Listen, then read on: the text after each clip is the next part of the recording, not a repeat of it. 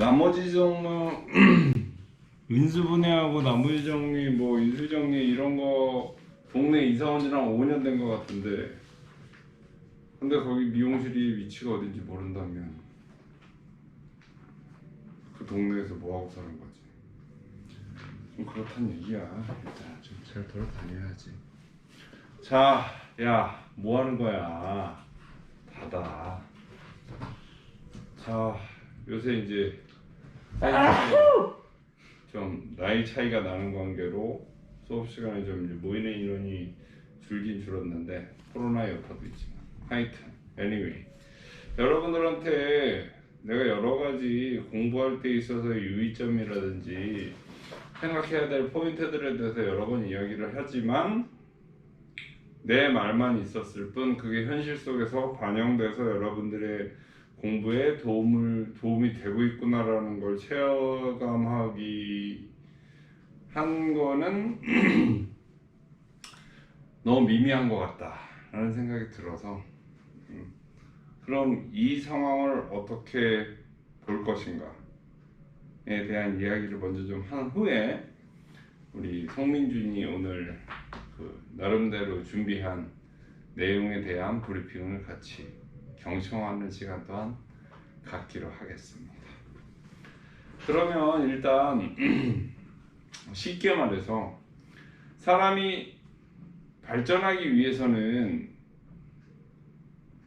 내가 긍정적인 솔루션을 찾아서 여러 가지 적극적인 노력도 하지만, 사실은 발전을 하기 위해서 더 중요한 게 지금 내가 어디 불편하거나 아픈 곳이 없는지를 먼저 조금 찾아보는 게 오히려 더 유용할 수 있겠다는 생각을 많이 하고, 왜냐하면 우리는 살아있기 때문에 항상 일정한 행동 패턴을 가지고 행동을 하는데, 어떤 특별하고 새로운 어떤 활동보다는 기존에 내가 그 기반으로 깔고 있는 행동의 패턴의 시간이 훨씬 길기 때문에 우리는 우리가 하는 그 일상생활의 모습들을 통해서 개선되어야 될 부분들에 대한 문제의식이 필요하겠다 이 말이지.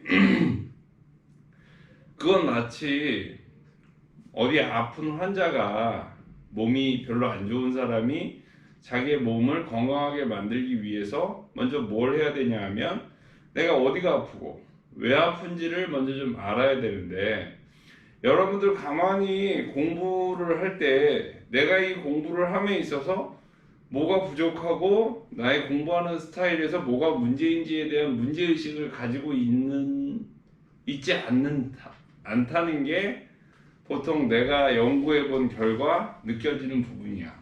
그래서 여러분들이 오늘도 이전에 많은 시간 동안 내가 계속 꾸준히 이야기한 거지만, 여러분들이 공부를 하던 연애를 하던 또 다른 어떤 활동을 하던지 간에 그 자기의 하는 거에 대한 문제점에 대한 인지가 필요하다고. 그런데 대부분의 경우는 자기가 한 행동에 대해서 문제점을 내 스스로가 지적해낸다는 건 사실은 되게 성숙해야만 가능한 일이야, 인격적으로. 왜냐하면 누가 내 흉을 보거나 내 욕을 하면 어때? 기분이 나쁘거나 반발을 하게 되지. 그렇잖아. 누가 내 욕을 했는데 내가 그래 나 진짜 잘못했어 미안해 이렇게 하는 것보다는 너는 뭘 잘했어? 너는 뭐가 저렇게 잘났냐? 뭐 이런 식으로 싸우게 된다는 말이지. 그런데 객관적으로 내가 발전하기 위해서는 내 스스로가 내 스스로의 부족함에 되게 민감해야 돼. 그런데 불행하게도 그거에 대한 민감도는 거의 제로에 가깝단 말이야. 그러니까 발전하기가 그만큼 어려워지는 거 아닌가. 내가 어디가 아프면 어디가 아픈 줄 알고 그 아픈 부분을 치료하려고 해야 되는데, 나는 아픈데 분명히 공부를 보면 아프잖아. 아파 안 아파? 내가 볼 때는 아파. 많이 아파. 근데 본인 스스로는 그걸 아프게 느끼지 않는단 말이야. 그러니까 당연히 나는 아픈 데가 없는데? 좋은데? 이러고 있는데 어떻게 내가 부족한 부분이 메워질 수가 있겠어. 그래서 선생님이 여러분들한테 가장 강조하는 포인트 중에 하나가 정성을 들이는 것과 스스로 겸손하라는 얘기를 굉장히 많이 하잖아. 정성을 들이다 보면 나의 부족을 깨닫게 되고, 겸손을 하게 되면 나의 못난 점에 대해서 인정하게 된다고. 그래야 내가 이런 부족한 부분이 있고 이런 잘못된 부분이 있으니까 내가 이걸 개선해야 되겠다라고 나의 잘못된 부분을 타겟팅할 수가 있고, 그거를 구체적으로 긍정적인 방향으로 변화를 가져올 수 있는데, 현실적으로 그런 노력들이 거의 없다라는 거지. 그게 이제 참 최근에 좀 새삼스럽게 많이 내가 느끼게 되는 그런 측면인 것 같아. 그래서 여러분들도 한번 생각을 해봤으면 좋겠어. 내가 공부를 하던 어떤 활동을 하던 내가 나의 말과 행동, 나의 모든 시간에 대해서 내가 어떻게 생각하고 받아들이고 있나. 기고만장해서 이 정도면 됐지 뭐 이러고 있는지, 나의 시간을 삼가고 있는지. 그리고 이 얘기는 이제 이 정도로 하고, 그 다음에 또 한 가지 여러분들한테 화두로 좀 던져주고 싶은 건 뭐냐면, 여러분들이 공부를 하는 데 있어서 공부를 왜 하는지, 공부의 의미가 뭔지에 대한 게 없어. 그냥 하려니까 하는 거야. 그러다 보니까 필연적으로 어떤 문제가 벌어지냐 하면, 나는 공부를 하기 싫다. 왜 싫은가? 그것도 별로 몰라. 그냥 싫어. 나는 공부하기 싫어요. 왜? 그냥 짜증나. 싫어. 이렇게 된단 말이야.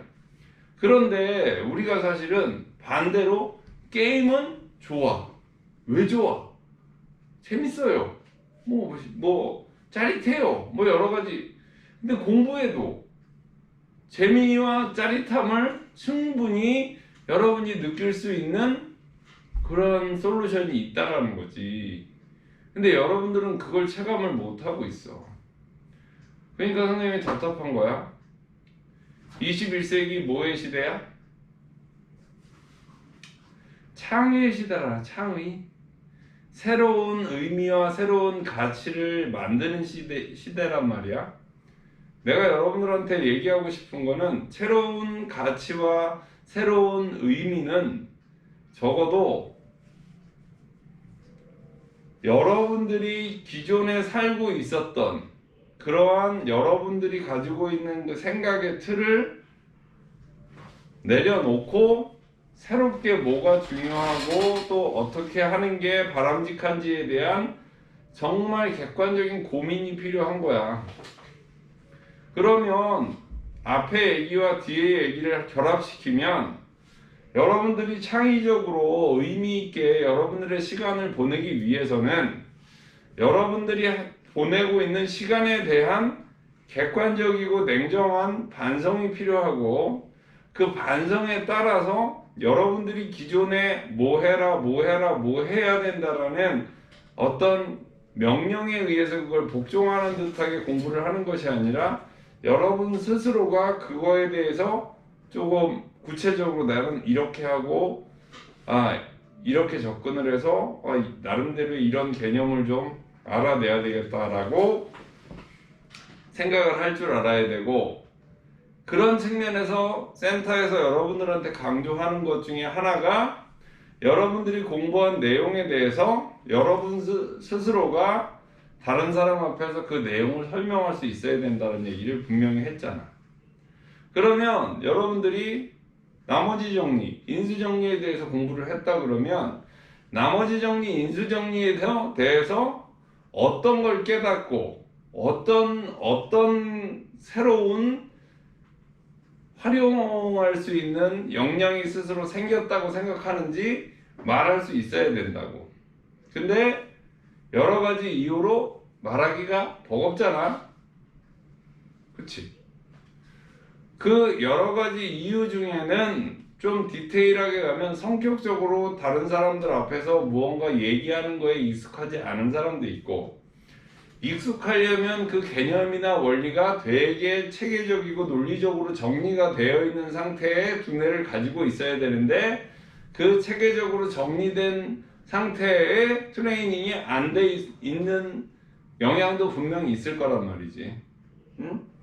그래서 여러분들이 앞으로 공부를 할 때 그날 자리에 앉으면 내가 무엇을 공부를 할 것이고 그 공부가 마무리된 시점에서는 내가 이 공부를 이렇게 새롭게 정의해 볼 수 있겠다라는 여러분 나름대로의 내용에 대한 여러분 나름대로의 의견이나 생각이 정립이 돼야 맞는다는 거지. 그런 차원에서 우리 민준이가 오늘 정리한 내용은 무엇인지를 한번 들어보자고. 나와봐, 민준아. 배터리가 5%예요. 나와봐. 끊어지면 좋지 뭐 너는. 먼저 끝내는 게 있어요.